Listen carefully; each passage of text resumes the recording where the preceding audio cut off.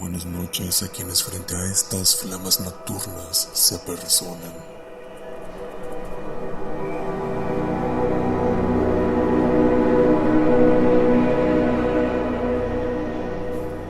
Uno puede pecar con facilidad al enunciar las mismas palabras que todos cuando quieren comenzar un relato acerca del inicio de todo. ¿Cómo evitar comenzar con una frase tan contundente como "en el principio"? Pero este breve extracto de un libro que aún se escribe narra de una forma interesante, al parecer de su anfitrión, este suceso. Permítanme leérselos, mis contertulios. Inconsciencia fue lo que fue antes de la llegada de lo que existe, y la nada estaba llena de vacío. La potencialidad de ser lo que fuera en su absoluta simplicidad, pero el vacío no era consciente de sí. Pudiera expresarse que por mucho tiempo fue de esa manera, pero no se había presentado todavía el tiempo en las estancias de la vacuidad. Fue en un fortuito instante, en un chasquido repentino e indefinible, cuando el vacío se percibió a sí mismo en el primigenio espejo. La conciencia daba a luz la primer alma, y 5 ojos se reconocieron en dicho espejo, contemplando en él que existía el vacío y la potencialidad. El vacío entonces desapareció. Se había concebido el algo, y éste decidió darse la forma de dragón, la conciencia primordial que dio origen al todo. Así la conciencia se reconoció. Así el todo se engendró, así la nada dejó de ser. El resto de este relato nos cuenta cómo uno de aquellos 5 ojos se convirtió en el símbolo de la conciencia del ultraverso y de cómo los otros 4 se convirtieron en esencias de este, 2 de los cuales tuvieron un papel primordial en el segundo Psífiros. Si no saben de quién hablamos, puede que les interese ir a escucharlo.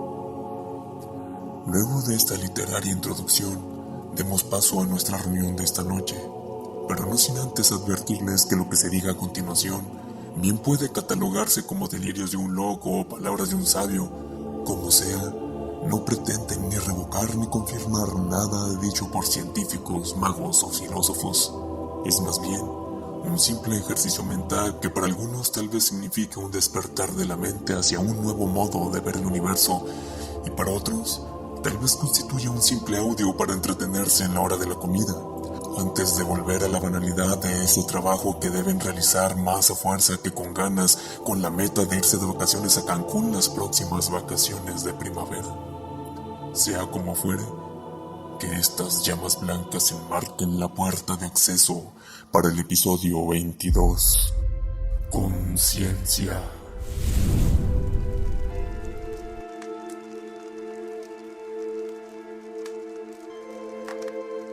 ¿Alguna vez se ha detenido cualquiera de las almas presentes a preguntarse a quién pertenece su cerebro?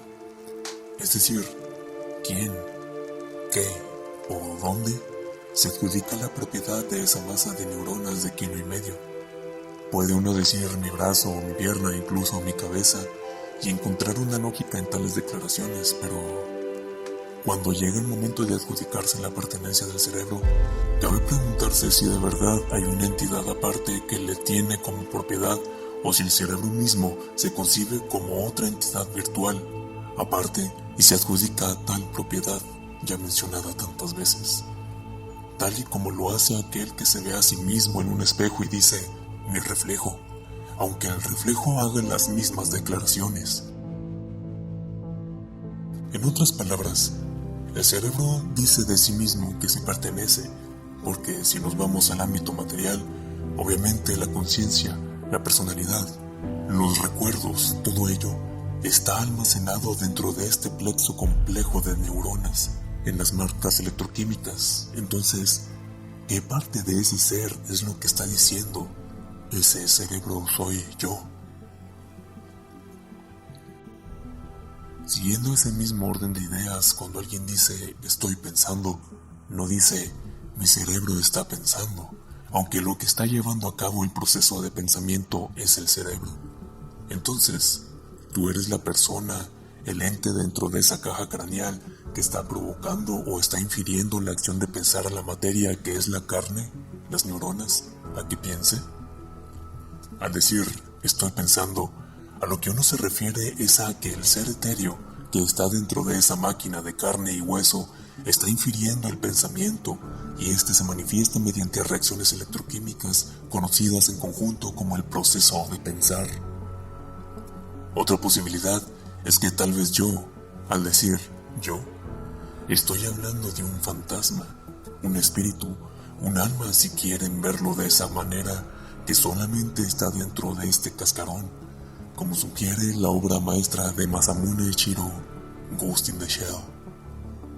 Pero al enunciar que somos un fantasma en una carcasa, entonces tal fantasma soy yo, es decir, mis recuerdos, mis habilidades, mis posibilidades, mis pensamientos, mis ideales están impregnados en ese fantasma, conformando parte esencial de él, o solamente llegan a existir mediante la carne. Toda esta gimnasia mental nos lleva a un interesante ejercicio que puede resultar perturbador para quienes lo escuchen, pero no estamos aquí para contar historias condescendientes, sino para trastocar la realidad de quien se reúne frente al fuego. Imaginemos lo siguiente: cuando alguien está en un estado vegetativo, se supone que el sistema nervioso central, incluido el cerebro, ya no está funcionando, reduciendo el cuerpo a una masa de carne que se mantiene viva de manera artificial. De esta premisa puede sacarse una conclusión, tal vez forzada, pero inquietante en su vaga posibilidad. ¿Qué tal si nuestro sistema nervioso es un parásito que emplea el resto del cuerpo para sustentar su existencia?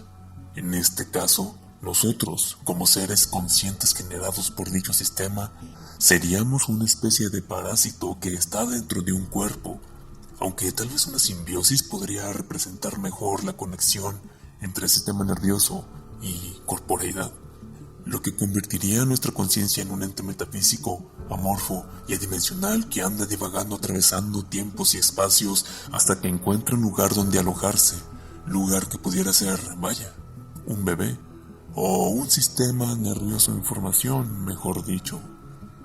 Perturbadora pero fascinante posibilidad, ¿no creen?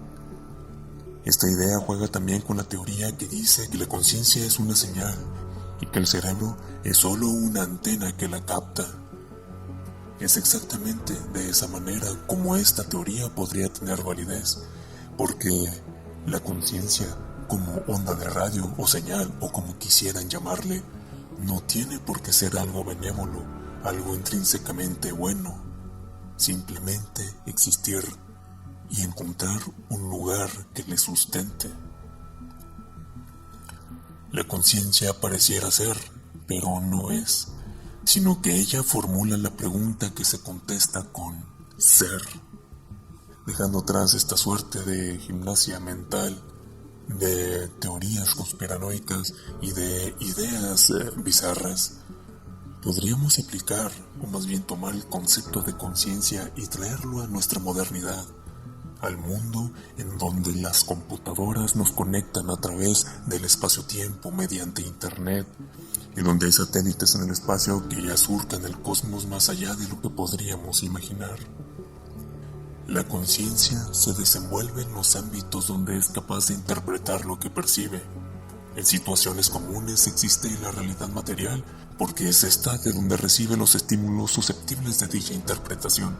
Sin embargo, cuando los estímulos comienzan a originarse en fuentes que los generan de manera virtual, tal cual computadoras, smartphones, visores de realidad virtual, etcétera, etcétera, entonces la conciencia se desenvuelve en estos ámbitos.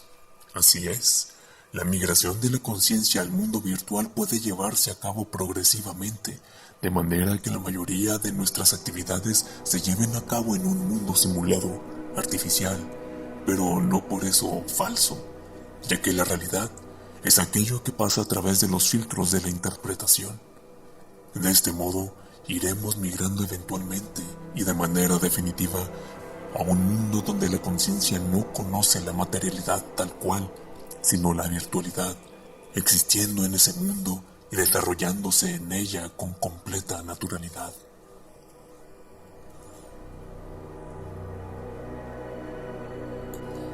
Hay otro ámbito en el que la conciencia pudiera jugar un papel fundamental. Estamos completamente inmersos en nuestra cotidianidad y solamente hacemos referencia a ella cuando nos vemos a nosotros mismos en el espejo o cuando reflexionamos acerca de tal ente dentro de otros cuerpos o el propio. Pero ¿qué pasa cuando cruzamos la línea de lo material, de lo terrestre, de lo mundano y nos topamos con lo espiritual? ¿Puede el fenómeno de la conciencia explicar los fantasmas?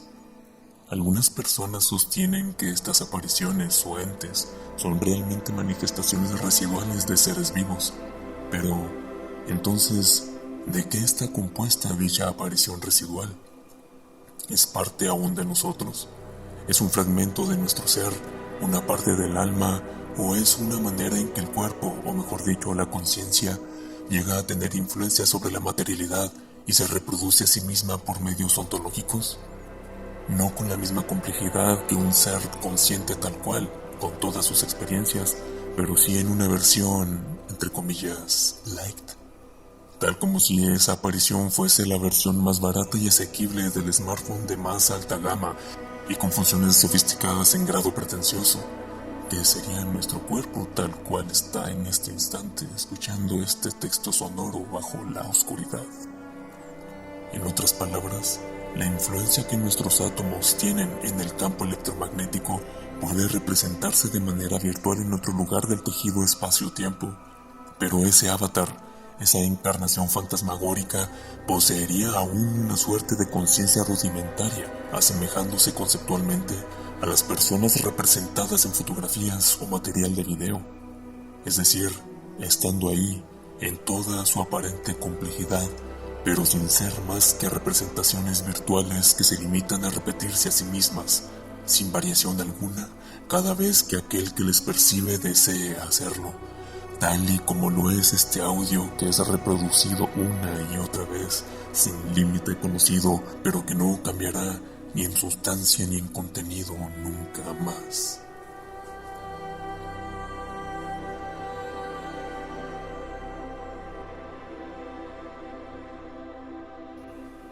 Sin embargo, ¿de dónde sale la conciencia? Está esa teoría ya mencionada de que está ahí nada más, impregnando el universo, y que nuestro cerebro solo funge como antena receptora, y nuestro cuerpo, tal como las bocinas de un móvil, solo manifiesta en el mundo material lo que se origina en lo inmaterial. Pero si le preguntan a un servidor, a mi parecer, la conciencia no es una especie de gran entidad nodriza de donde se alimentan las mentes, ni tampoco una señal proveniente de lugares ulteriores incognoscibles ni experimentables. Creo más bien que la conciencia es un evento, una consecuencia. Para mí, el cerebro reúne las condiciones, estructuras y demás variantes que al interactuar dan como resultado que la conciencia surja. De esa manera, cada persona individual es originaria de sí misma, producto de su propia carne, un evento particular, tan bello como caótico. Así es, la conciencia es solo un remanente, un vestigio, un accidente, pero que al parecer encuentra en las estructuras cerebrales el lugar perfecto para sustentarse y retroalimentarse y terminar funcionando como medio para que el universo se conozca a sí mismo. Conscientes de la conciencia, así es como deseo que se retiren de nuestra reunión hoy, mis contertulios, reflexionando en fantasmas y en cuerpos, en la alquimia que el cerebro hace fruto de la casualidad absoluta, abanderado de la constante realización de imposibilidades. Hay muchas ideas que abordar sin duda, pero los susurros se han detenido por hoy. Si alguno o alguna de ustedes desea expresarnos esos pensamientos que le asaltan por la noche, al conducir cobijado por la niguérrima terciopelada inmensidad salpicada de estrellas y luces de neón, por favor, háganos el honor de escribirlo en la sección de comentarios de este texto sonoro. Ya está entrada la madrugada. El viento sutil mece las flamas que apenas sobreviven.